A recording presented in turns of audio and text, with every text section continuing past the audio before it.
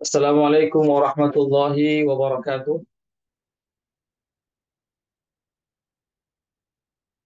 Alhamdulillahi rabbil alamin. Wassalatu wassalamu ala ashrafil anbiya'i wal mursalin. Nabiyyina Muhammadin wa ala alihi wa sahbihi ajma'in amma ba'd. Ikhwatal Islam, rahimakumullah. Para peserta kajian Tazkiyatun Nufus, penyucian jiwa. Semoga Allah Subhanahu wa taala senantiasa menjaga kita semua.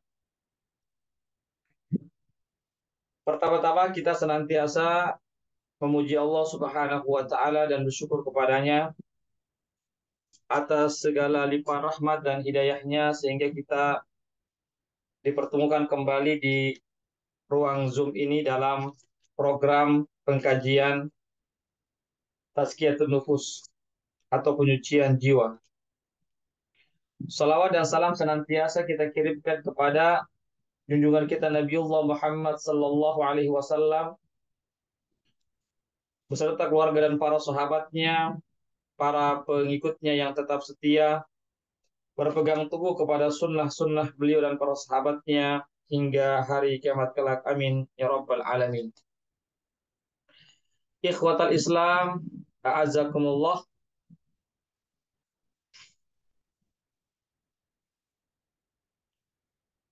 Insyaallah pada pagi hari ini menjelang siang kita melanjutkan kajian Tazkiyatun Nufus, ya, yang mana kita sampai pada pembahasan uh, tentang orang yang memiliki ilmu tetapi tidak bermanfaat ilmunya, ya, tentang pembahasan tentang orang yang memiliki ilmu yang tidak bermanfaat ilmunya. Disebutkan dalam buku ini, ya, bahwasanya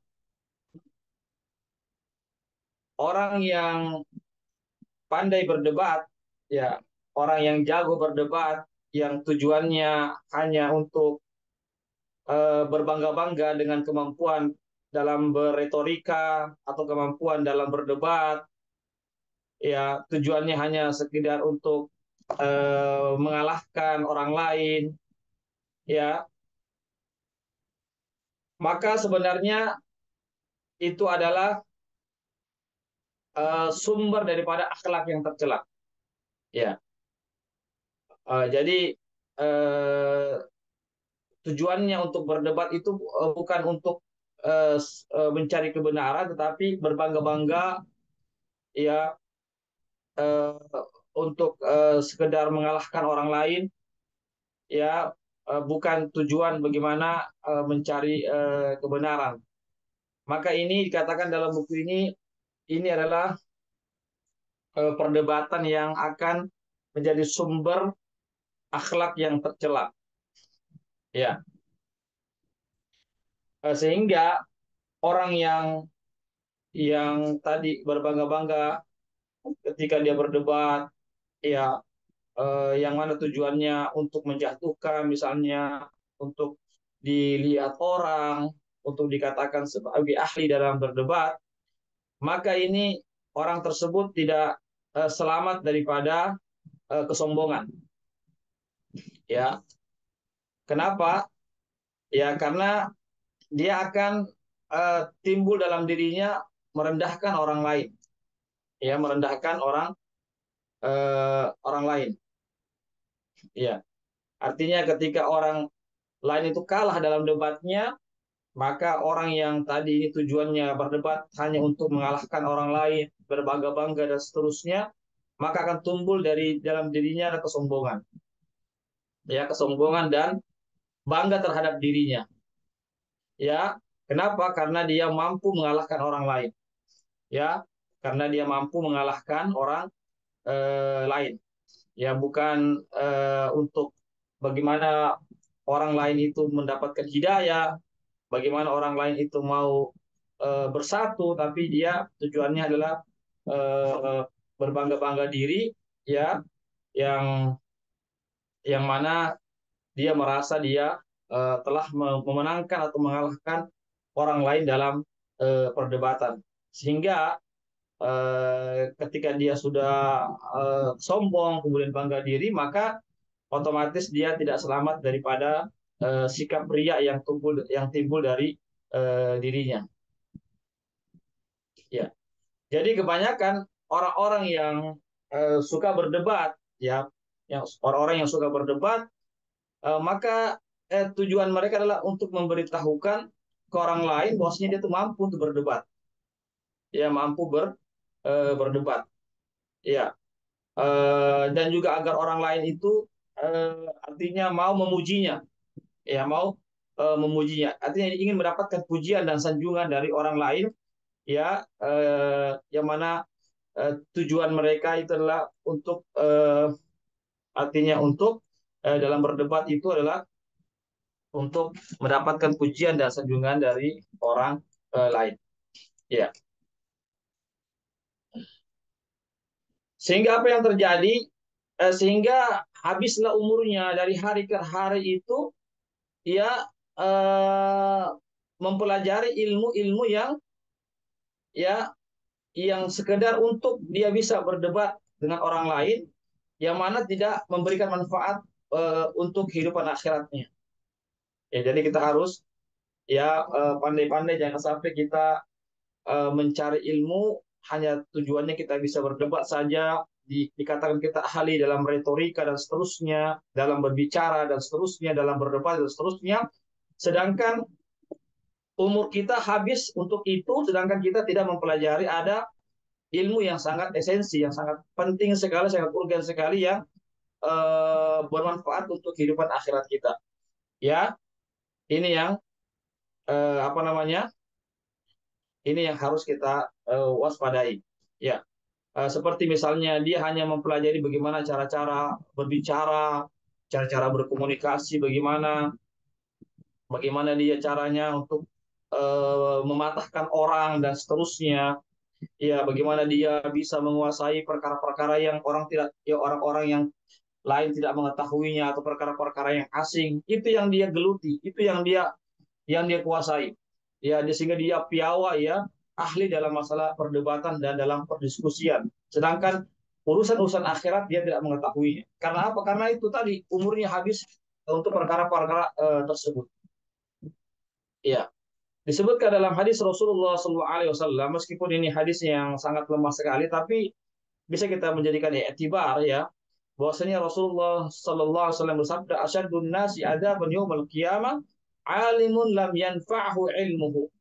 Orang yang sangat besar siksaannya nanti pada hari akhirat adalah seorang alim, orang yang berilmu namun tidak bermanfaat ilmunya, ya, namun ilmunya tidak bermanfaat. Ini kita harus berlindung kepada Allah, meskipun ini hadis yang sangat lemah, tetapi bisa saja kita terima dari sisi maknanya, ya, bahwasanya orang yang sangat besar siksaannya pada hari kiamat adalah orang alim, tetapi ilmunya itu tidak bermanfaat, tidak mendekatkan dia kepada Allah Subhanahu wa taala. Justru ilmunya itu membuat dia sombong, bangga diri, ria, dan hanya sekedar berbangga-bangga dengan ilmu yang dia miliki. Ini harus kita waspadai, ikhwatul Islam yang dimuliakan Allah Subhanahu wa taala. Ya, jadi kita uh, uh, kelas balik, ya, pada pembahasan yang pekan yang lalu, ya, yaitu kita di sini, ya, kita mesti untuk mempelajari, ya, perkara-perkara yang wajib untuk kita dahulukan, seperti apa mempelajari Al-Qur'an, ya. Kita mesti mempelajari Al-Qur'an, ya, mesti kita mempelajari isi Al-Qur'an, mempelajari isi Al-Qur'an itu. Ya, apa kandungan Al-Quran itu, kita mempelajari sunnah-sunnah Rasulullah, hadis-hadis Rasulullah Shallallahu Alaihi Wasallam. Kemudian kita juga, dan juga kita mampu lagi bagaimana kita mempelajari tentang ilmu-ilmu Al-Quran yang berkaitan tentang Al-Quran, ya, seperti ilmu tafsir, ya ilmu-ilmu yang berkaitan dengan Al-Qur'an. Begitu juga kita mempelajari tentang masalah as-sunnah, ya. Setelah itu baru kita beralih kepada ilmu-ilmu yang bersifat cabang. Ya, yang tadi itu adalah ilmu-ilmu yang bersifat pokok, ya prinsip yaitu Al-Qur'an dan Sunnah dengan segala cabang-cabangnya, ya atau bagian-bagiannya. Yang kedua adalah kita mempelajari artinya hal-hal yang bersifat cabang, dia bukan prinsip, ya. Hal-hal yang bersifat cabang itu juga mesti ya kita pelajari. Ya. Jadi sekali lagi alhamdulillah kita belajar ya bukan cuma satu ilmu saja, tetapi kita mempelajari ilmu-ilmu yang lainnya. Ya, kita mempelajari Al-Quran, mempelajari tentang tafsirnya, mempelajari tentang hadis-hadis Rasulullah, mempelajari tentang tazkiyatun nufus, mempelajari tentang masalah akidah dan seterusnya, masalah fikih. Ya, ini yang mesti kita luangkan waktu kita untuk belajar, ya. Jadi begitu. Jadi jangan kita hanya fokus pada satu ilmu saja, ya. Kita fokus satu ilmu saja, kita terlalu mendalami sekali, sedangkan ada ilmu-ilmu yang lainnya yang mesti kita ketahui, ya tentang masalah tersebut, ya. Ikhwatal Islam, azakumullah, perlu kita ketahui bahwasanya ilmu ini sangat banyak sekali, sedangkan umur kita ini sangat pendek. Ya, ilmu itu sangat banyak sekali, sangat luas sekali ilmu Allah itu, ya ilmu syariah itu sangat luas sekali, sedangkan umur kita ini sangatlah pendek. Oleh karena itu kita betul-betul harus memprioritaskan apa yang dulu kita pelajari, ya tentu Al-Quran yang harus kita pelajari, begitu juga Sunnah Rasulullah SAW, baru dengan cabang-cabang ilmu yang lainnya yang merupakan cabang-cabang dari ilmu-ilmu yang bersifat pokok. Ya, jadi sekali lagi, ya. Jadi ilmu-ilmu tadi itu tentang masalah Al-Quran itu adalah merupakan ilmu alat, ilmu a, ilmu alat yang dengannya seorang itu bisa mendalami isi Al-Quran, bisa mengeksplor isi Al-Quran tersebut. Iya. Oleh karenanya sekali lagi kita belajar ilmu-ilmu alat itu tentang tafsirnya, tentang usul fikihnya, tentang kaidah-kaidahnya, ya atau masalah-masalah tentang sejarahnya dan seterusnya, ya. Itu adalah bagaimana kita lebih dekat ya kepada Allah Subhanahu wa taala, agar kita lebih bisa untuk beribadah kepada Allah, ya lebih mengenal Allah Subhanahu wa taala. Jadi jadikan itu semua adalah wasilah, ilmu cabang tadi itu adalah wasilah, ya agar kita lebih mendekatkan diri kepada Allah Subhanahu wa taala.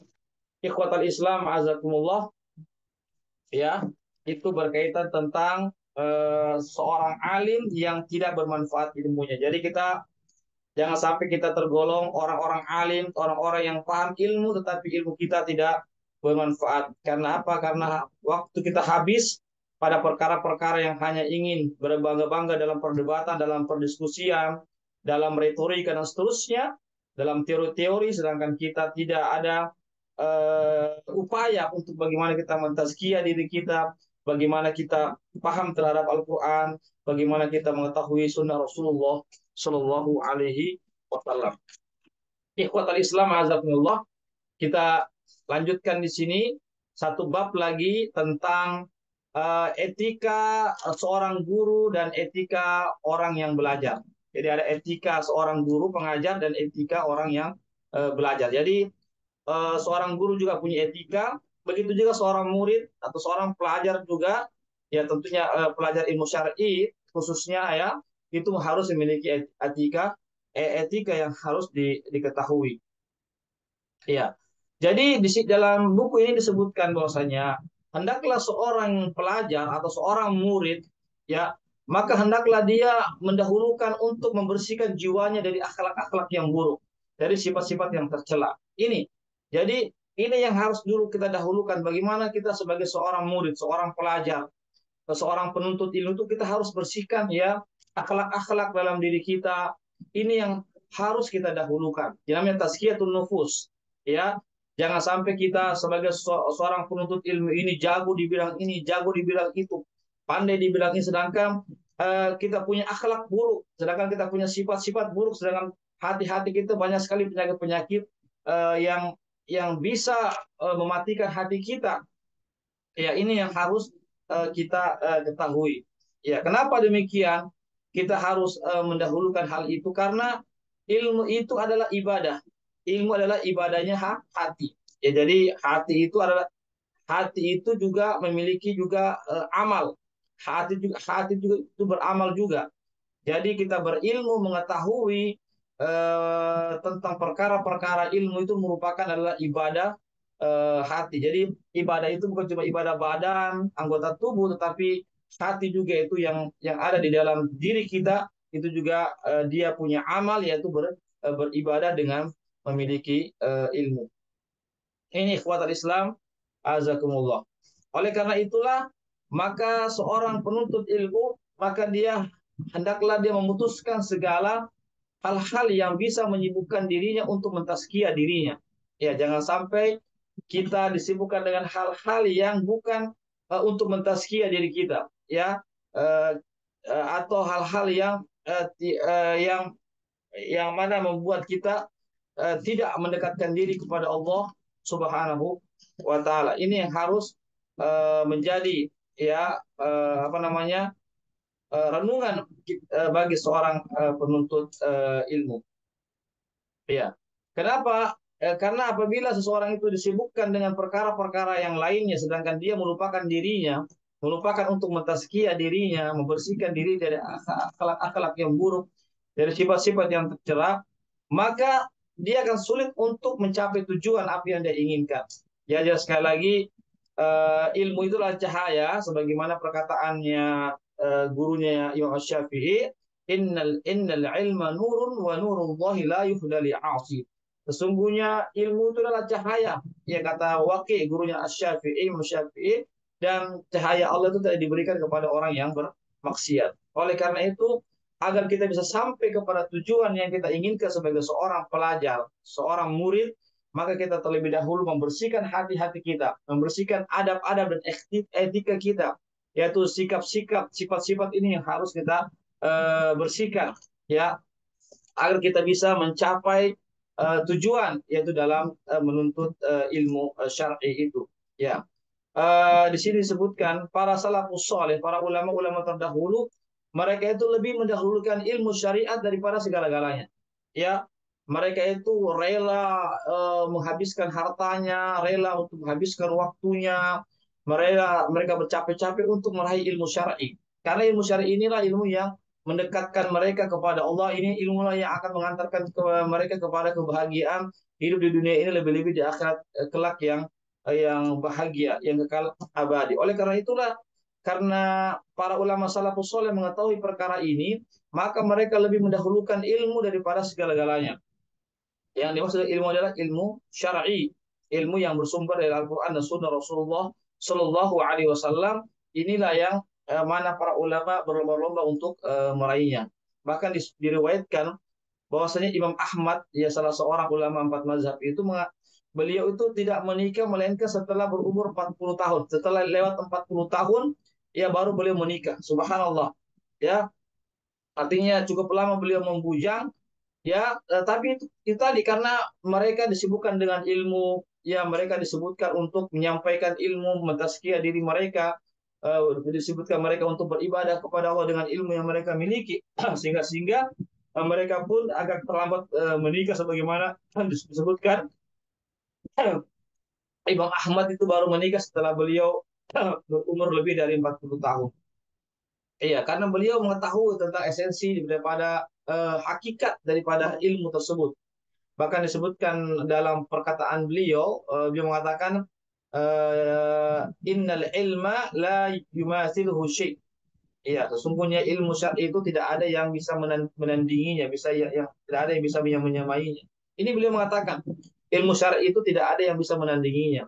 Ya, selama dia ikhlas semata-mata mencari ridho Allah Subhanahu wa taala.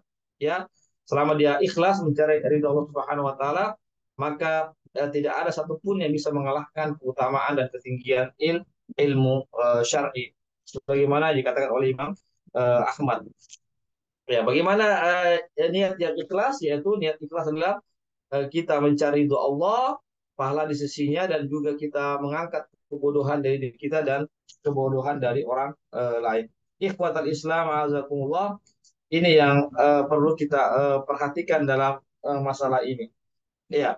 Kemudian dalam buku ini disebutkan, hendaklah seorang guru, seorang murid itu ya, atau seorang pelajar, maka hendaklah dia siap diatur oleh gurunya. Sebagaimana orang yang sakit itu siap untuk diarahkan oleh sang dokter. Ya, sebagaimana kita tahu ya, kalau orang yang sakit itu kan dia pasrah terhadap dokter ya, apa yang dokter inginkan, apa yang dokter sarankan, maka dia harus jalankan agar dia itu bisa dapat sehat kembali. Sama juga ini, ya sama juga dalam masalah akhirat, ya dalam masalah uh, akhirat, ya bahwasanya seorang mukmin ya di hadapan gurunya dalam menuntut ilmu syar'i itu, maka dia seperti ibaratnya seperti apa, ya seperti orang yang sakit di hadapan dokter, ya dia siap untuk menerima arahan, siap untuk menerima masukan-masukan dan seterusnya untuk kemaslahatan di dirinya. Nah, jadi ada namanya dokter kesehatan fisik, ada namanya dokter kesehatan mental ataupun jiwa. Ini juga yang perlu diketahui tentang masalah ini. Ikhwatal Islam, azakumullah. Ya. Kemudian fayatawadhu lahu wa yubali fi khidmati, maka hendaklah seorang murid itu bertawadu, ya, rendah hati terhadap gurunya dan tidak berlebih-lebihan dalam berkhidmat kepada dan hendaklah dia betul-betul mencurahkan tenaganya untuk berkhidmat atau membantu gurunya.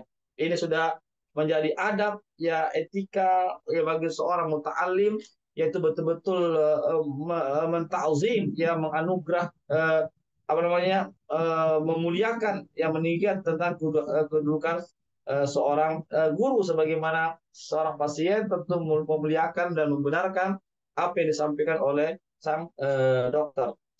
Ikhwatal Islam, azakumullah. Disebutkan dalam riwayat bahwasanya Abdullah bin Abbas yang merupakan sahabat Rasulullah dan juga merupakan sepupu sekali Rasulullah Shallallahu Alaihi Wasallam. Beliau ini Ibnu Abbas, semoga Allah meridhoinya, pernah dia menarik tali kuda daripada Zaid bin Sabit. Ya, jadi Zaid bin Sabit ini pernah mengendarai kuda, ya, lalu ditarik oleh kuda atau unta, ya, ya kuda atau unta, yang penting binatang kendaraan, lalu ditarik oleh sahabat Rasulullah Shallallahu Alaihi Wasallam yang bernama Zaid bin Sabit. Zaid bin Sabit, ya. Lalu saya mengatakan, hakada umirna an naf'ala bil ulama. Demikianlah kami diperintahkan oleh Allah untuk memperlakukan para ulama. Ya, bagaimana Zaid bin Sabit, eh, yang mana beliau tentu lebih senior, ya, umurnya dibandingkan Abdullah bin Abbas, tapi Abdullah bin Abbas ini adalah seorang guru, orang yang masih muda tapi memiliki ilmu yang sangat luas, karena Nabi pernah mendoakan Abdullah bin Abbas, ya, menjadi orang yang memiliki ilmu yang sangat luas, khususnya di dalam masalah tafsir ataupun dalam masalah takwil. Ikhwatal Islam, azakumullah. Jadi Abdullah bin Abbas pernah dia menarik, ya, atau menjadi supirnya, ya, menjadi supirnya bagi kendaraan yang dinaiki oleh, ya, oleh Abdullah bin Abbas. Padahal Abdullah bin Abbas ini adalah orang yang lebih junior dibandingkan Zaid bin Sabit yang merupakan sahabat dan Nabi yang senior. Ya. Jadi sekali lagi ini menunjukkan tentang bagaimana perhatian, ya, para murid itu, ya, kepada gurunya, ya, dengan memberikan atau memperlihatkan adab-adab yang terbaik, ya, kepada gurunya. Ya. Apa kata Zaid bin Sabit ketika dikatakan kepadanya, kenapa engkau menarik daripada tunggangan Abdullah bin Abbas, padahal Abdullah bin Abbas ini lebih muda dari segi umur, ya, tetapi kenapa dia diperintahkan, ya, kenapa Abdullah bin Abbas yang menarik tali tunggangan hewan yang dinaiki oleh Abdullah bin Abbas, ya Zaid bin Sabit yang menarik kendaraan yang ditunggangi oleh Abdullah bin Abbas. Maka Abdullah bin Abbas mengatakan, ya hakada umirna an naf'al bil ulama. Demikianlah kami diperintahkan untuk bersikap terhadap para ulama. Ya bagaimana Abdullah bin Abbas yang merupakan sepupu Rasulullah SAW, ya yang merupakan bagian dari kerabat Nabi, tetapi beliau mengatakan ya betul-betul bersikap terhadap ulama itu tidak dilihat daripada nasabnya. Selama dia ulama memiliki ilmu, maka perlu untuk dihormati, dihargai, dimuliakan sebagaimana Abdullah bin Abbas memuliakan Zaid bin Sabit, yang mana Zaid bin Sabit ini adalah eh, seniornya di antara seniornya sahabat, namun dia tetap memiliki ilmu, ya yang memiliki etika yang sangat besar terhadap sang guru. Ya. Jadi sekali lagi orang yang belajar atau orang yang menuntut ilmu tersebut harus orang yang tawadhu, orang yang rendah hati, tidak sombong, tidak boleh bangga diri. Itu seorang murid, ya. Kemudian juga hendaklah dia bersungguh-sungguh untuk berkhidmat kepada gurunya, ya.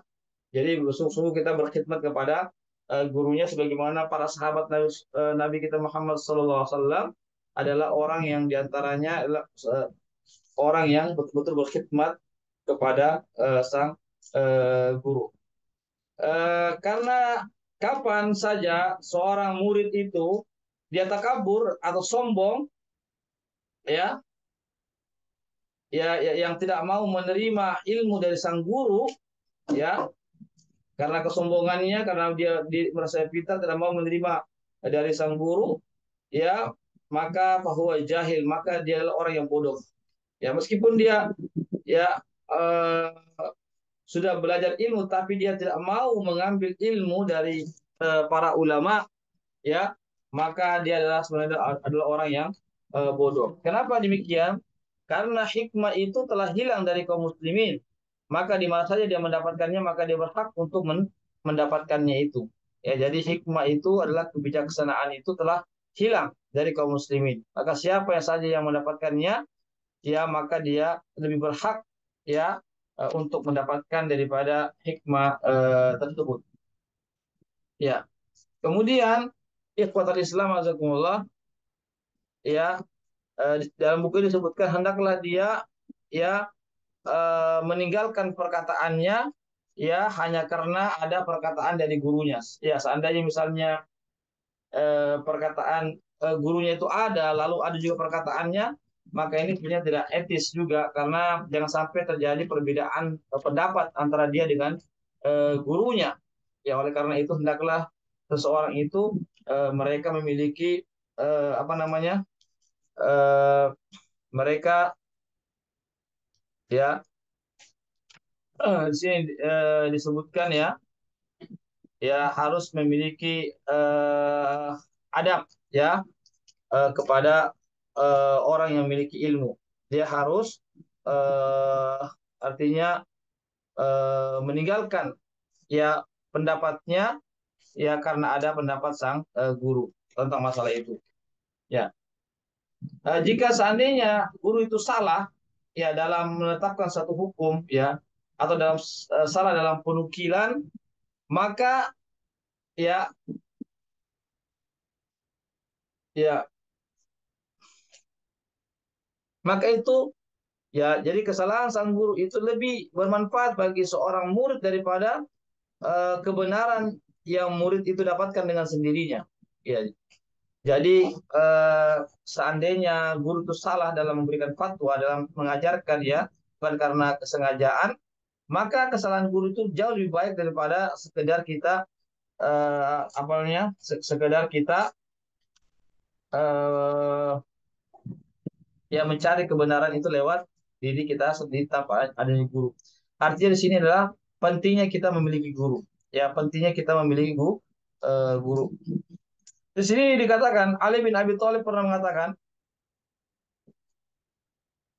di antara hak guru atas kamu adalah hendaklah kamu memberikan salam kepada orang-orang secara keseluruhan dan mengkhususkan penghormatan kamu kepada gurumu, ya, kepada gurumu. Ya di sini, ya artinya kita seorang muslim ini jangan kita sombong, jangan angkuh, jangan jangan kita berada di negeri seberang sedangkan masyarakat kita ada di negeri yang ada sekarang ini. Jadi kita harus berbaur, ya. Jadi kita harus, ya, di sini disebutkan, ya, bahwasanya jangan sampai kita lupa untuk memperhatikan hak-hak daripada guru kita, ya. Ya, silakan kita memberikan salam, ya, kepada seluruh orang-orang, tetapi kepada guru kita harus memberikan perhatian yang khusus karena melalui mereka lah kita dapat menimba ilmu dengan baik. Di sini disebutkan ikhwatul Islam azakumullah bahwasanya hendaklah seorang penuntut ilmu itu, seorang murid itu duduk di depan gurunya. Ya, duduk, ya, jangan duduknya itu jauh-jauh dari gurunya apalagi bersembunyi, tapi dia hendaklah duduk di depan gurunya, ya. Dan janganlah dia memberikan isyarat, ya, dengan tangannya jika dia berada bersama dengan sang guru. Itu maka itu tidak termasuk perkara yang tidak tidak dibenarkan, ya, atau tidak sebaiknya dilakukan. Dan jangan juga seorang murid itu dia mengejek orang dengan matanya. Ya, ada juga orang, ya, mengejek atau mencela dengan kedipan mata atau dengan gerakan mata, itu juga diharamkan. Kenapa? Ikhwatul Islam azakumullah, ya. Sini masih ada sambungannya, dan juga larangan untuk memperbanyak, ya. Di sini eh, larangan untuk mencela orang dengan kerlipan mata, dengan isyarat-isyarat mata. Ya, jangan juga kita memperbanyak pertanyaan kepada guru kita. Jangan kita memperbanyak pertanyaan kepada guru guru kita. Ya,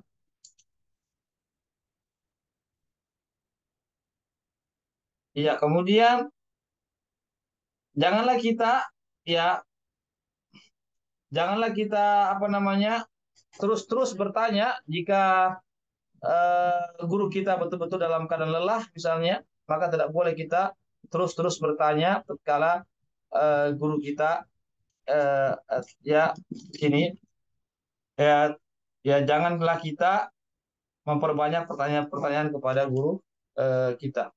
Ya, jangan juga kita artinya meminta segera jawabannya karena ingin mendapatkan eh, perlindungan, ya, mendapatkan, ya, di sini disebutkan wa anta jenis amamah, hendaklah dia duduk di depan gurunya, kemudian tidak mengisyaratkan dengan tangannya di samping gurunya, tidak artinya tidak melakukan pencelaan, ya, atau pencorengan dengan apa namanya gerakan-gerakan tubuh atau yang semisalnya, ya. Jangan memperbanyak pertanyaan-pertanyaan kepada guru-guru kita, ya. Kemudian adalah eh, janganlah kita meminta murojaah padahal dia tidak menginginkannya, dia tidak menginginkannya, ya. Janganlah kita menarik bajunya, ya, jika dia bangkit dari tempat tidurnya. Janganlah kita artinya membuka rahasianya. Janganlah kita menggibahinya, ya, dengan seseorang, ya, ketika dia berada di tempat tersebut. Iya, janganlah kita mencari kesalahan-kesalahannya, kekhilafan-kekhilafan-nya, ya. Jika seorang alim itu, seorang ulama itu dia tergelincir, artinya menyimpang dari jalan Allah, ya, maka kita mesti menerima daripada uzur-uzurnya, ya, daripada uzurnya. Boleh jadi uzurnya itu adalah uzur yang, ya, uzur yang dibenarkan. Oleh karena itu jangan kita eh, ya, tatkala ada santri kita yang tergelincir, ya, ya, atau yang melakukan kesalahan dan itu bukan kesalahan-kesalahan yang terus menerus, maka hendaklah kita meminta permohonan maafnya, ya. Janganlah kita mengatakan kepada orang lain di depan guru kita, saya telah mendengar si fulan, dia mengatakan demikian dan demikian, ya. Maka ini tidak sepantasnya ya kita mengatakan demikian, ya. Tidak sepantasnya kita mengatakan saya mendengar si fulan mengatakan demikian, saya mendengar, ya, bahwasanya seseorang itu mengatakan tidak sesuai dengan apa yang kamu miliki, ya, atau apa yang ya ada pada dirimu, ya. Ini adalah hal merupakan adab-adab seorang penuntut ilmu, ya, bagaimana dia bisa memperhatikan daripada hal-hal ini. Kemudian janganlah kita, ya, berpaling, ya, janganlah kita, ya, janganlah kita berpaling dari guru kita. Ya, maka hendaklah kita membersamai guru kita. Janganlah kita mengangkat diri kita. Ya, janganlah kita mengangkat diri kita. Ya, artinya janganlah kita meninggalkan untuk tidak berkhidmat kepada guru kita, itu maksudnya. Artinya janganlah kita sampai meninggalkan untuk berkhidmat atau menolong guru kita. Ya, bahkan apabila ada hajat, ya, yang ada pada beliau, maka hendaklah kita berlomba-lomba untuk menunaikan hajatnya. Ya, seandainya dia punya hajat, keinginan, maka hendaklah kita sebagai murid berupaya untuk mendahulukan hajat guru kita. Kenapa? Karena guru itu ibarat nakhlah. Nakhlah itu adalah pohon kurma. Jadi ibu guru itu ibaratnya dia pohon kurma, ya. Maka kapan saja pohon kurma itu berguguran dari buahnya, maka segera kita, ya, maka apa yang jatuh itu dari pohonnya, maka itu adalah milik kita. Yaitu terkait, ya, tentang guru, ya, ibarat dia sebagai eh, orang pilihan, ya, atau orang yang sebagai apa namanya, kalau dia pohon sebagai pohon kurma. Jadi guru itu sebagai pohon kurma. Pohon kurma kalau dia sudah matang, maka berjatuh-jatuhan daripada buah-buahnya. Itulah eh, guru, ya, yang mana ilmunya, etikanya, adabnya bisa kita terima dari apa yang kita pelajari. Ikhwatal Islam, azakumullah.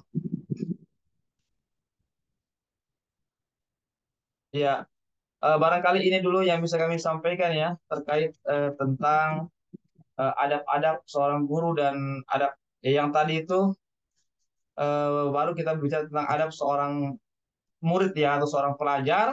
Adapun adab-adab atau etika seorang guru, insya Allah akan kita bahas nanti pada pertemuan pekan depan. Ya, demikianlah apa yang bisa kami sampaikan terkait tentang seorang alim yang tidak bermanfaat ilmuannya, nauzubillah min dzalik. Yang kedua adalah tentang adab-adab atau etika orang yang belajar, atau etika orang yang memiliki ilmu. Ya, demikian apa yang bisa kami sampaikan sebelum kami tutup, ya. Ada sekitar 20 menit ke depan kami buka sesi tanya jawab. Bagi ikhwah yang mau bertanya seputar tazkiyatun nufus, maka dipersilakan. Ya, silakan.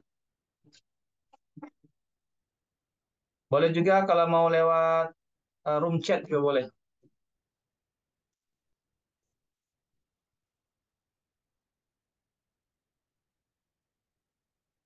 Ya, ada yang bertanyakan?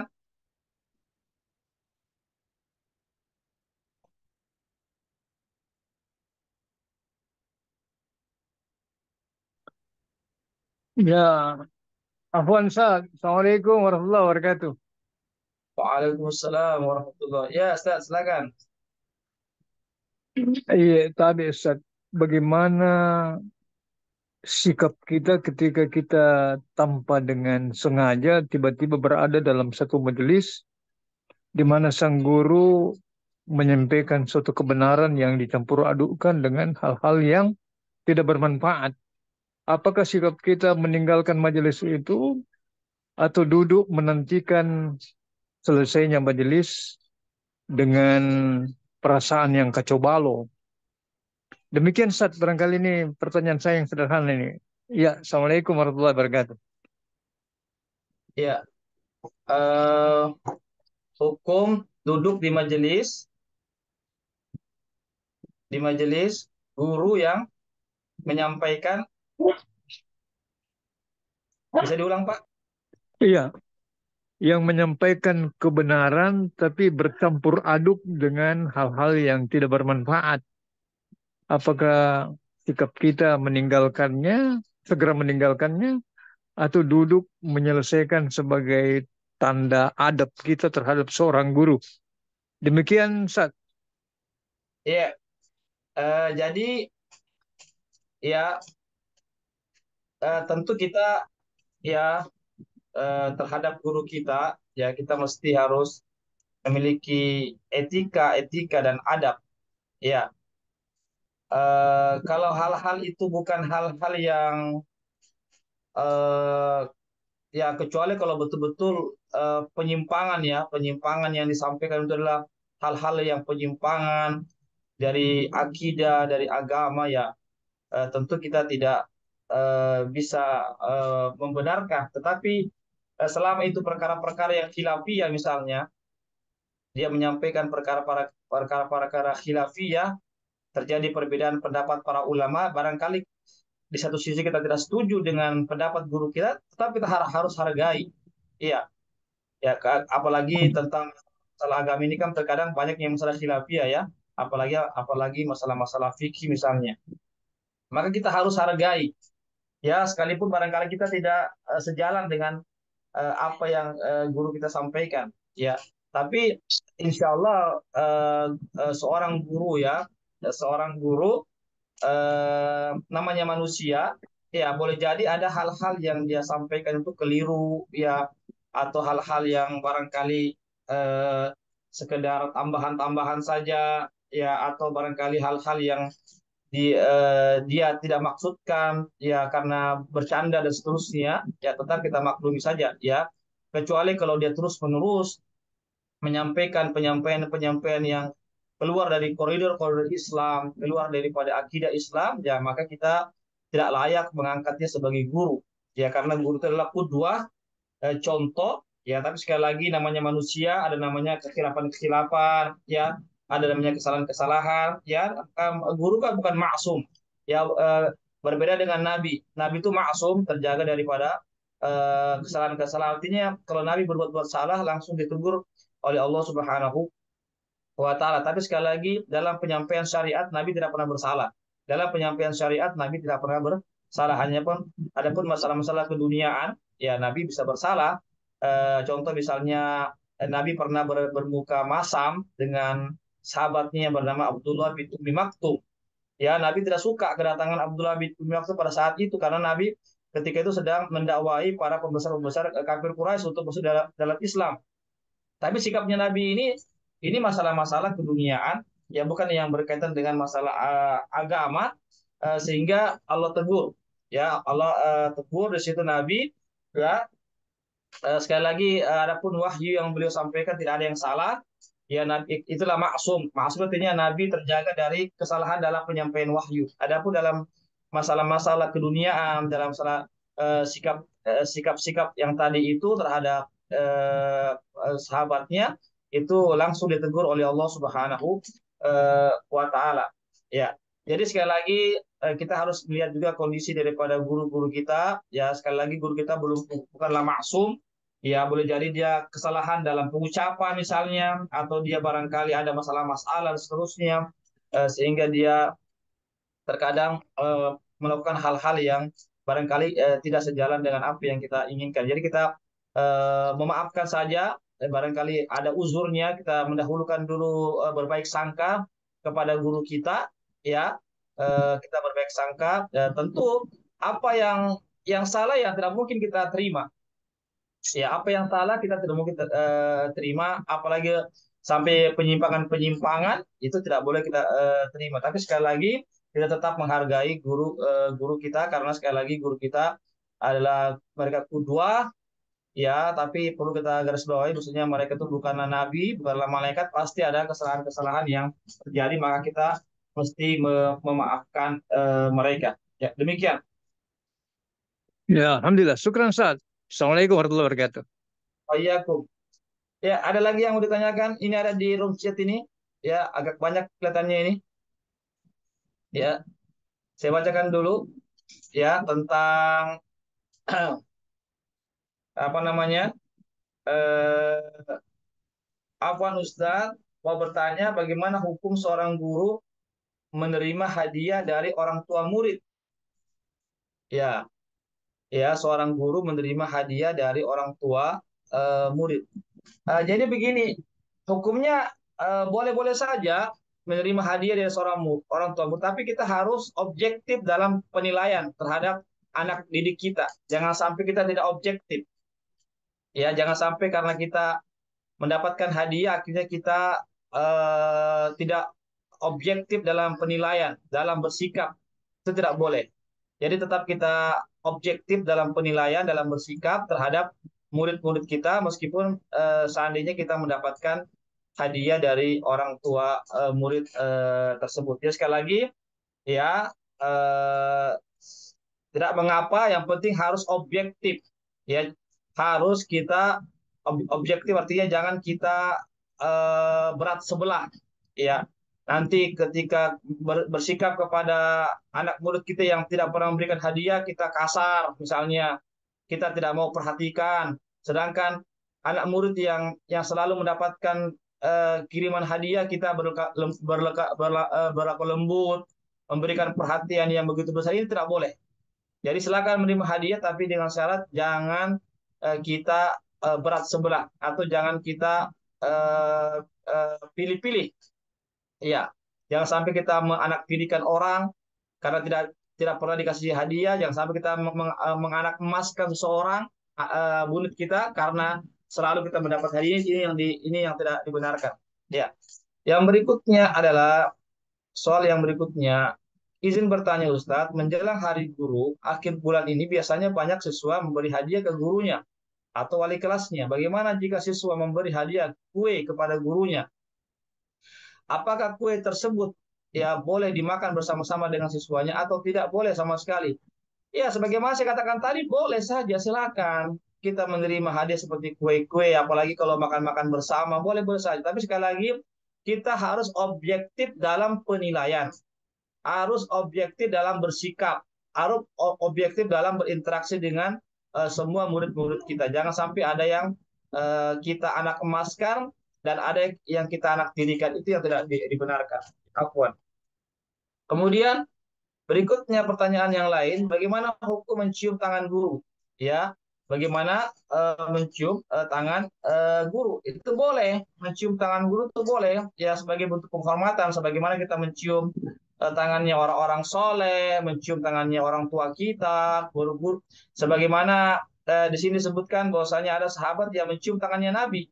Iya, ya sahabat. Jadi di sini bisa saya dikiaskannya Nabi adalah seorang guru, seorang ulama, ya pimpinannya para ulama. Maka begitu juga para ulama, ulama kan adalah pewaris para nabi ya. Guru juga ya meskipun guru tidak, kita tidak juga bisa mengatakan guru adalah seorang ulama, tapi guru adalah darinya kita mendapatkan ilmu kan.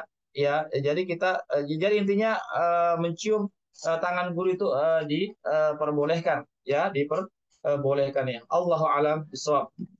Kemudian izin bertanya Ustadz, apa memang debat terlarang atau ada batasan tentang tata cara berdebat? Jadi bukan, ya, jadi maksudnya di sini janganlah kita ya bertujuan berdebat itu untuk sekedar pamer-pamer begitu ya. Ya, kan disebutkan di dalam Al-Qur'an kan wajadilhum billati hiya ahsan.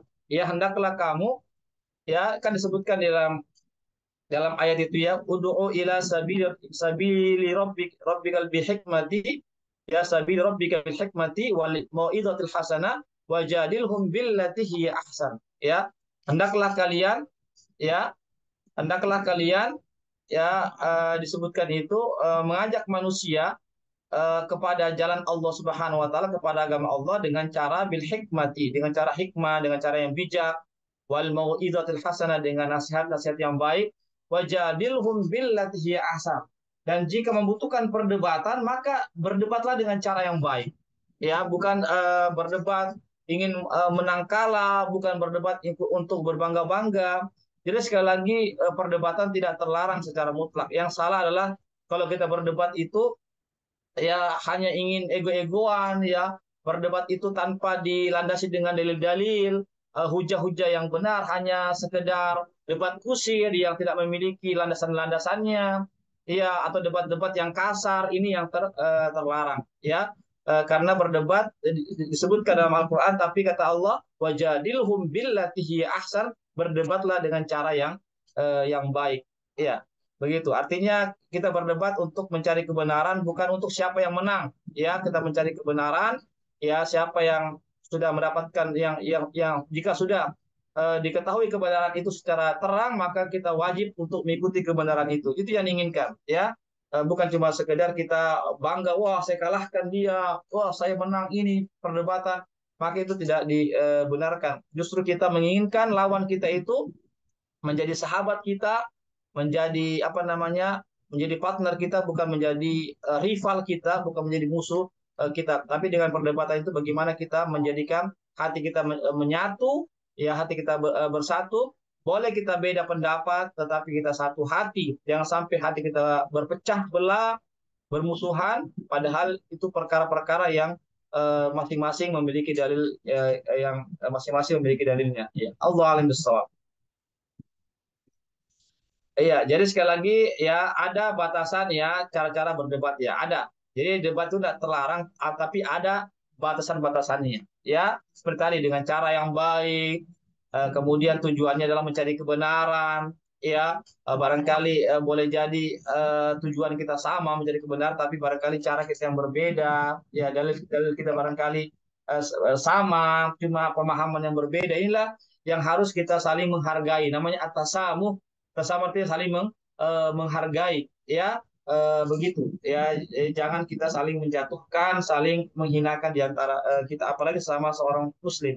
Innamal mu'minuna ikhwah, sesungguhnya orang mukmin itu adalah bersaudara, ya adalah bersaudara. Artinya boleh jadi tujuan kita baik, ya oleh karena itulah maka boleh jadi karena cara-cara saja yang berbeda, barangkali dalilnya yang berbeda atau pemahaman yang berbeda, tapi tujuan sama, yaitu untuk mencari kebenaran. Kalau oleh karena itu kita harus, hati kita harus bersatu dan saling memaafkan, dan kita harus kembali kepada yang hak. Seandainya hak itu benar-benar terwujud nyata, maka kita harus kembali ke hak. Tidak boleh kita apa namanya, semacam berlama-lama dalam kebatilan atau sombong, ya kita sudah merasa terus menang, padahal sudah kita kalah sebenarnya. Kita sudah kalah, kita punya hujah-hujah, tapi karena kesombongan kita merasa jago, merasa superior, sehingga kita menganggap orang lain itu tidak memiliki apa-apa. Ini yang terlarang, ya. Kemudian yang terakhir di room chat ini, jika ada murid yang tidak beradab kepada gurunya, apakah ilmu yang didapatkan tersebut bisa dikatakan tidak berkah? Bagaimana tanda-tanda ilmu yang tidak berkah? Ya, apakah sulit mendapatkan pekerjaan? Bisa jadi sebagai akibat dari ilmu yang tidak berkah. Ya, jadi ya boleh jadi,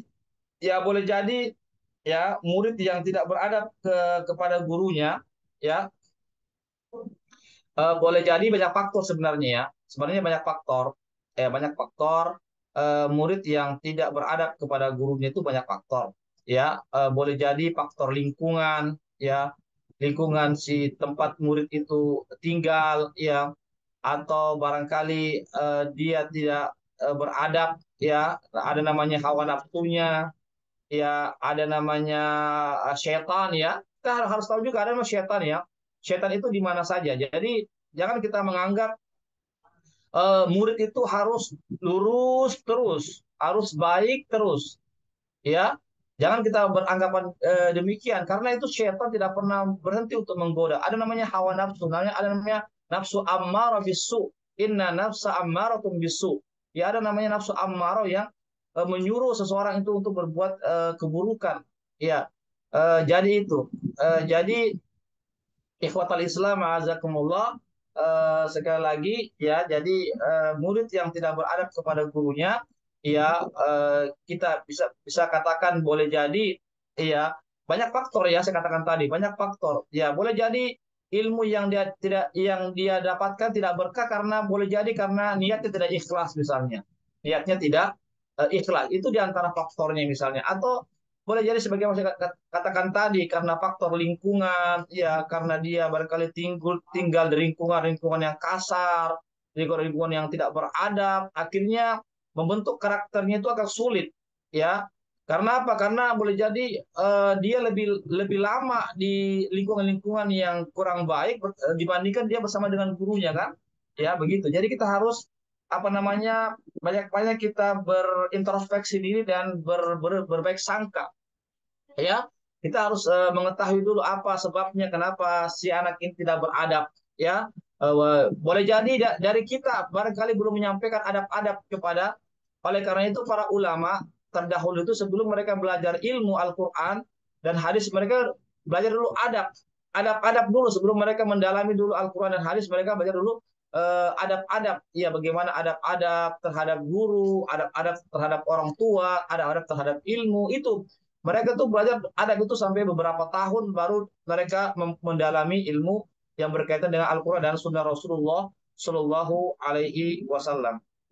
Iya, jadi jadi sekali lagi eh, ya, jadi sekali lagi banyak faktor ya. Saya tidak bisa menjustifikasi, menghukumi bahwasanya sudah pasti ilmunya tidak berkah. Boleh jadi banyak faktor-faktor yang lainnya. Oleh karena itu, ya kita sebagai seorang guru kita harus dulu apa namanya berbaik sangka dulu. Jadi seorang guru harus konsekuensinya adalah dia berupaya untuk bagaimana menjadikan anak muridnya adalah orang-orang yang mendapatkan hidayah. Tapi sekali lagi, hidayah itu di tangan Allah Subhanahu wa taala kan. Ya sebagaimana firman Allah Subhanahu wa taala kepada Nabi kita Muhammad sallallahu alaihi wasallam ya ketika beliau mengajak pamannya di akhir hayatnya, beliau mengajak ya paman, ucapkanlah kalimat la ilaha illallah, saya akan berhujjah di hadapan Allah agar engkau selamat dari api neraka. Tapi pamannya Abu Thalib dia lebih memilih apanya perkataan kekufuran, kesyirikan daripada kalimat la ilaha illallah. Ya dia lebih memilih daripada milah atau ajaran kaum musyrikin pada saat itu. Ya akhirnya Abu Thalib meninggal dalam keadaan belum masuk Islam, maka Nabi pun menangis. Akhirnya turunlah ayat innaka la tahdi man ahbabta walakinna Allah yahdi man yasha. Sesungguhnya engkau ya Muhammad tidak bisa memberikan hidayah kepada seseorang, hidayah taufik ya meskipun kepada orang yang kau cintai itu pamanmu ya tetapi yang memberikan hidayah taufik hanyalah Allah Subhanahu wa taala. Jadi kita sebagai seorang guru kita hanya bisa ya mengarahkan daripada murid-murid kita bisa mengajarkan ilmu kepada mereka, kita mengajar adab-adab, kita membina, mentarbiyah mereka, tetapi sekali lagi hidayah, taufik di tangan Allah Subhanahu wa taala dan kita sebagai guru adalah tugasnya wa ma 'alaika illal balagh. Ya Rasulullah, tidak ada kewajibanmu melainkan hanya menyampaikan saja. Ya, Nabi tidak bisa memberikan hidayah kepada pamannya kan? Ya, ya Abu Lahab juga paman Nabi kan? Abu Lahab itu pamannya Nabi. Tapi bagaimana Abu Lahab? Abu Lahab kalau ponis dia sebagai penghuni neraka. Berarti Nabi tidak bisa memberikan hidayah, melainkan hanya bisa menyampaikan saja petunjuk kepada mereka, tetapi memberikan hidayah taufik untuk mengamalkan petunjuk itu hanyalah Allah Subhanahu wa taala. Jadi sekali lagi kita sebagai orang guru harus berbaik sangka kepada murid-murid kita. Kita harus mengerahkan segala potensi yang kita miliki dan jangan lupa kita harus mendoakan mereka agar mereka senantiasa mendapatkan hidayah dari Allah Subhanahu wa taala. Barangkali ini ikhwatul Islam azakumullah apa yang bisa kami sampaikan ya karena waktunya sudah berakhir ya sudah jam 11 tepat. Mudah-mudahan ada manfaatnya bagi kita semuanya. Mudah-mudahan kita diberikan istiqomahan. Ya sekali lagi bahwasanya hidayah di tangan Allah, kita hanya berusaha ya terus berdoa, berupaya sedapat mungkin belajar, menuntut ilmu dan seterusnya. Namun tetap hidayah di tangan Allah Subhanahu wa taala. Semoga kita senantiasa diberikan keistiqomahan sampai akhir hayat kita. Amin ya rabbal alamin. Dan semoga siapa saja yang berperan serta dalam terselenggaranya kajian Tazkiyatun Nufus ini dari para orang-orang muhsin, orang-orang baik ya yang telah berpartisipasi dalam penyelenggaraan kajian rutin ini. Mudah-mudahan mereka senantiasa diberkahi usaha-usaha mereka. Semoga mereka senantiasa diberikan kesehatan dan semoga kita juga semuanya mendapatkan pahala melalui kajian tazkiyatun nufus ini. Amin. Amin ya rabbal alamin. Mohon maaf jika ada kata-kata yang kurang berkenan, yang benarnya datangnya dari Allah saja, yang salah yang khilaf dari saya dan kekurangan ilmu saya dan kebodohan saya dan godaan setan yang terkutuk atau hawa nafsu saya mohon ampun kepada Allah dan saya mohon maaf kepada ikhwah para peserta kajian Tazkiyatun Nufus pada pagi menjelang siang ini. Insya Allah kita bertemu lagi di pekan depan dan kami informasikan insya Allah kajian kami ada lagi sebentar malam yaitu kajian tafsir Al-Quran ya jam 9 malam sampai jam 10 malam.